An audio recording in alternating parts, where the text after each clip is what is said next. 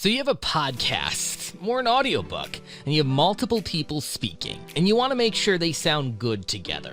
This is what we call a voice-only project. And there's a couple of things to remember when you're producing one of these voice-only projects, particularly podcasts.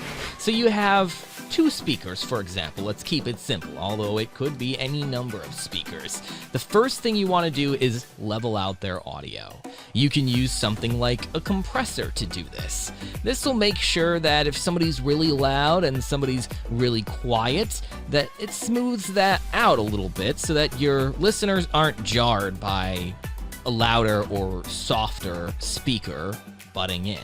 Now, compressing is a difficult balance because you don't want to over-compress, make it sound flat and lifeless. That's why it's best just to record with pretty even levels to begin with, and you don't have to do much leveling afterwards. But some compression might be necessary to make sure your listeners aren't jarred by louder than expected noises, or somebody's just too quiet and they have to turn their volume way up.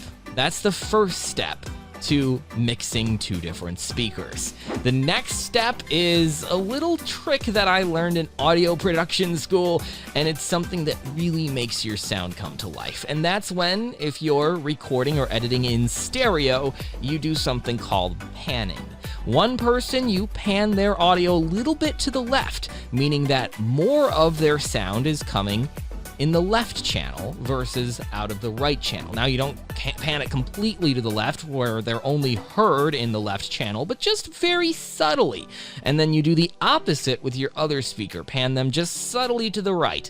And this will make it sound like your speakers are coming from different angles and actually give them space to be their own thing. It's a little psychological trick that helps a listener when they're listening to a podcast or especially an audio drama feel like they're actually in the conversation. So those are the two main things you got to do with voice-only projects. You got to make sure that the levels are level, the volume is consistent and clean throughout, and then do a little bit of panning to get kind of fancy with your audio projects.